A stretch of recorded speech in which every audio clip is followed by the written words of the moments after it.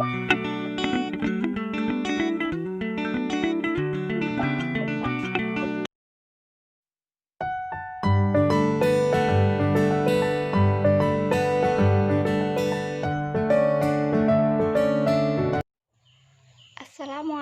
warahmatullahi wabarakatuh.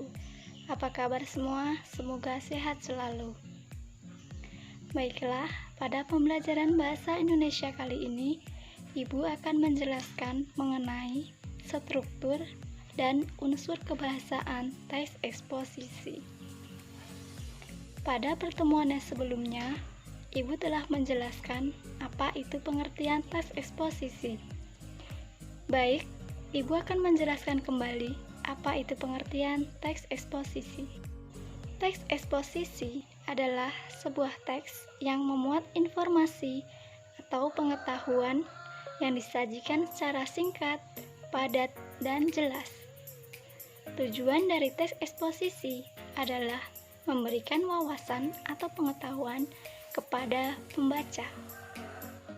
Tahukah kalian, ternyata teks eksposisi memiliki bagian-bagian yang dapat menyusun karangan teks eksposisi menjadi sebuah karangan yang utuh. Bagian-bagian tersebut dinamakan struktur. Struktur teks eksposisi dibagi menjadi 3 bagian. Yang pertama adalah tesis, yang kedua adalah argumentasi, dan yang ketiga adalah penegasan ulang. Baiklah, Ibu akan menjelaskan mengenai struktur teks eksposisi. Berikut penjelasannya. Struktur yang pertama adalah tesis. Tesis merupakan pernyataan pendapat penulis atau disebut juga sebagai pembuka dalam sebuah teks eksposisi. Struktur yang kedua adalah argumentasi. Argumentasi adalah sebuah alasan yang digunakan penulis untuk memperkuat atau menolak suatu gagasan. Di sini argumentasi sangat penting sekali ya. Bagian struktur eksposisi yang ketiga yaitu penegasan ulang. Penegasan ulang berisi penegasan ulang pendapat penulis dalam teks eksposisi. Jadi, penegasan ulang ini sangat penting bagi penulis untuk mendukung argumen-argumen penulis dalam menyampaikan sebuah gagasannya. Baiklah, untuk menambah wawasan, perhatikan contoh struktur teks eksposisi berikut ini.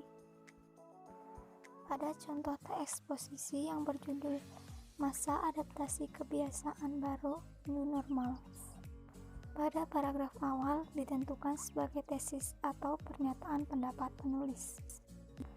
Pada paragraf ketiga ditentukan sebagai argumentasi. Mengapa paragraf kedua dan ketiga dijadikan sebagai argumentasi? Karena paragraf 2 dan ketiga memuat argumen-argumen atau alasan-alasan penulis. Sedangkan paragraf keempat atau paragraf yang terakhir disebut sebagai penegasan ulang. Dalam paragraf keempat ini, penulis menegaskan kembali alasan-alasan yang telah disebutkan. Penegasan ulang bertujuan untuk memperkuat argumen-argumen penulis dalam mengutarakan gagasannya. Kita lanjutkan ke unsur-unsur kebahasaan teks eksposisi. Terdapat 3 unsur kebahasaan teks eksposisi. Yang pertama yaitu pronomina, yang kedua yaitu konjungsi, dan yang ketiga yaitu leksikal. Unsur kebahasaan teks eksposisi yang pertama yaitu pronomina atau kata ganti. Pronomina atau kata ganti dibagi menjadi 2 bagian. Yang pertama, pronomina persona atau kata ganti orang, dan yang kedua adalah pronomina non persona atau kata ganti bukan orang. Pronomina persona dibagi menjadi 2, yaitu pronomina persona tunggal, contohnya ia, dia, kamu, aku, saudara, nya, mu, ku. Kemudian pronomina persona jamak, contohnya kita, kami, kalian, mereka. Begitu juga dalam pronomina non-persona dibagi menjadi dua. Yang pertama yaitu pronomina petunjuk. Contohnya ini, itu, sini, sana. Yang kedua pronomina penanya. Contohnya apa, mana, siapa. Lanjut kepada unsur kebahasaan teks eksposisi yang kedua, yaitu konjungsi. Konjungsi dibagi menjadi 8 bagian. Konjungsi yang pertama yaitu konjungsi waktu. Contohnya sesudah, setelah, lalu, kemudian, dan setelah itu. Konjungsi yang kedua yaitu konjungsi gabungan. Contohnya dan, serta, dengan. Konjungsi yang ketiga yakni konjungsi pembatasan. Contoh, kecuali, selain, asal. Konjungsi yang keempat yaitu konjungsi tujuan. Contohnya agar, supaya, dan untuk. Konjungsi yang kelima yaitu konjungsi persyaratan. Contohnya jika, bila, asalkan, bila mana, dan apabila. Konjungsi yang keenam yaitu konjungsi perincian. Contohnya yaitu, adalah, ialah, antara lain, dan yakni. Konjungsi yang ketujuh yaitu konjungsi sebab akibat. Contoh dari konjungsi sebab akibat yaitu karena, sehingga, sebab, akibat, dan akibatnya. Selanjutnya, konjungsi yang kedelapan atau konjungsi terakhir adalah konjungsi pilihan. Contohnya atau.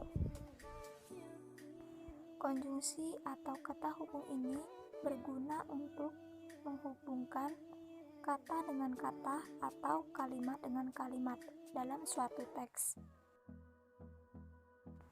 Unsur kebahasaan teks eksposisi yang ketiga yaitu leksikal. Leksikal terbagi menjadi 4 bagian. Yang pertama yaitu nomina atau kata benda. Contohnya meja, kursi, lemari, dan sebagainya. Dan yang kedua ada verba atau kata kerja. Kata kerja atau verba ini contohnya makan, bermain, minum, berjalan, dan lain sebagainya. Yang ketiga adalah adjektiva atau kata sifat.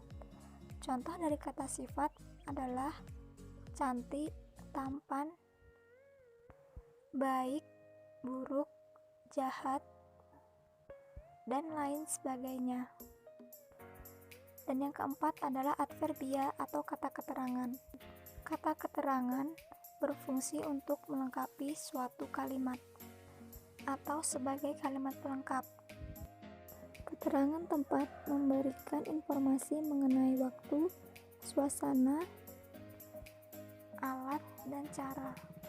Contohnya adalah di, dari, kesini, sana, mana, saat, ketika, mula-mula, dengan, memakai, dan berdiskusi. Jadi, dalam teks eksposisi memiliki bagian-bagian struktur sebagai unsur pembangunnya. Selain itu, teks eksposisi juga memiliki unsur kebahasaan. Baik struktur maupun unsur kebahasaan memiliki peran yang sangat penting dalam sebuah teks eksposisi. Sekian pembelajaran mengenai struktur dan unsur kebahasaan teks eksposisi kali ini. Ibu akhiri, wabillahi taufik wal hidayah. Wassalamualaikum warahmatullahi wabarakatuh.